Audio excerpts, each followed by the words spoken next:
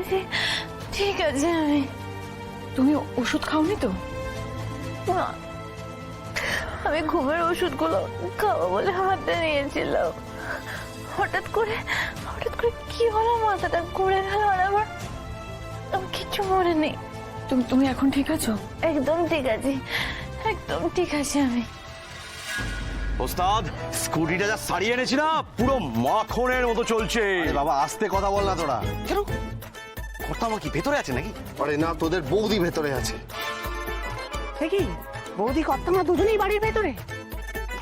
তোমাদের বাড়িতে কুস্তির কম্পিটিশন আছে বলনি তো আগে?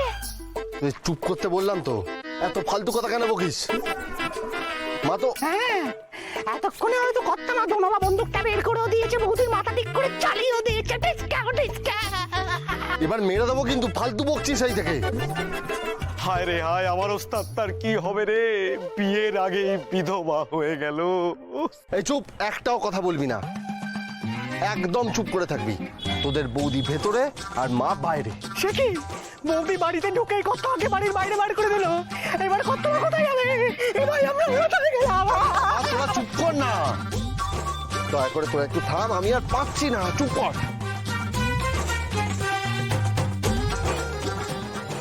আচ্ছা, তুমি এরকমটা কেন করতে যাচ্ছিলে বলো তো?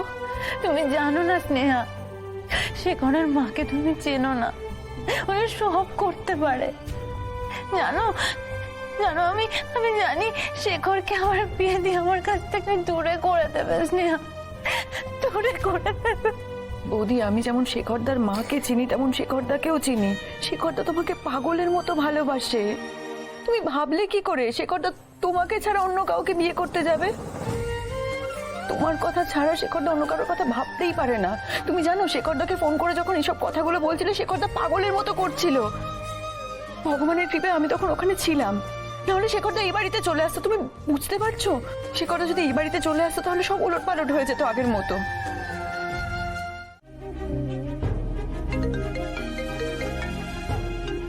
হ্যালো স্নেহা, আমার শাড়ু কেমন আছে?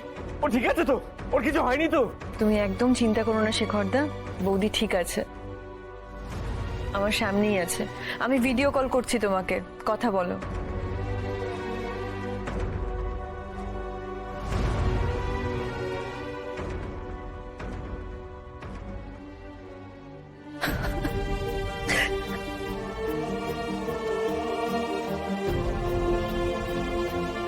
কি করতে যাচ্ছিলে তুমি? হ্যাঁ, কি করতে যাচ্ছিলে? তোমার কিছু হয়ে গেলে আমি কি করতাম? আমি কি করব? তোমার মা আমার মাকে যা বলেছে সেটা শোনার পর আমি নিজেকে ঠিক রাখতে পারিনি শেখর।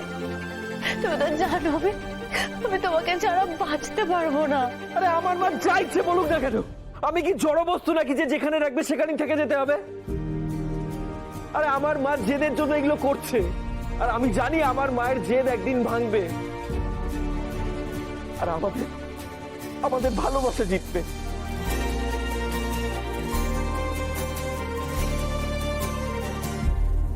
তুমি কেঁদো না শেখর, আমি জানি তুমি সব ঠিক করে দেবে। স্নেহা আমাকে বলেছে।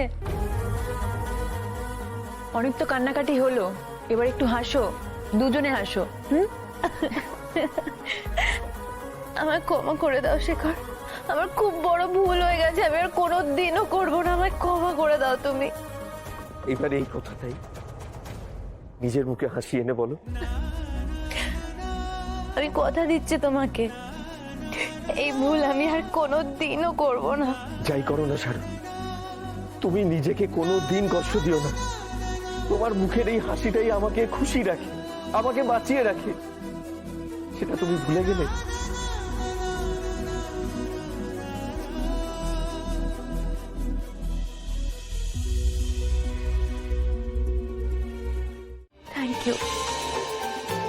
Thank you Sneha. জানো বৌদি, তোমাদের দুজনকে দেখলে আমার প্রভু রাম আর সীতার কথা মনে পড়ে যায়। তোমাদের প্রেম একদম ওদের মতো।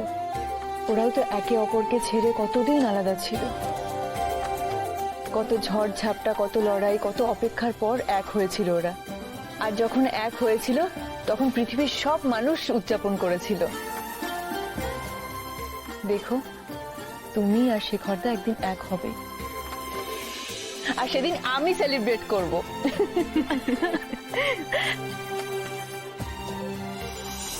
আমাকে আশীর্বাদ করুন স্বামী। আশীর্বাদ করি তোমার স্মৃতি সিঁদুর অক্ষয় হোক, স্বামী সন্তান নিয়ে সুখে থেকো। আমাকে এবার বলতো মা সীতার সাথে প্রভু রামচন্দ্রের কি কথা হলো? আমি ওকে বলে দিয়েছি আমি ওকে কতটা ভালোবাসি। খুব সুন্দর হয়েছে শাড়িটা, আপনার রাজা আপনার জন্য গিফট নিয়ে আসছে। খুশি তো? শাড়িটা পছন্দ হয়েছে স্নেহা? কোন শাড়ি? উপহার? কোন উপহার আমি ঠিক বুঝতে পারছি না বৌদি। তার মানে রাজা স্নেহাকে শাড়িটা দেয়নি, আমাকে কিছু বলেওনি? না না, আমি আমি ভাবলাম বোধহয় শেখর আমার জন্য উপহার পাঠিয়েছে, ভাবলাম তাই যদি তোমাকেও কোনো উপহার পাঠায়, ওইটাই বললাম। এ বাবা, শেখরদা তো তোমাকে ভালোবাসে বলে তোমার জন্য স্পেশাল গিফট পাঠায়।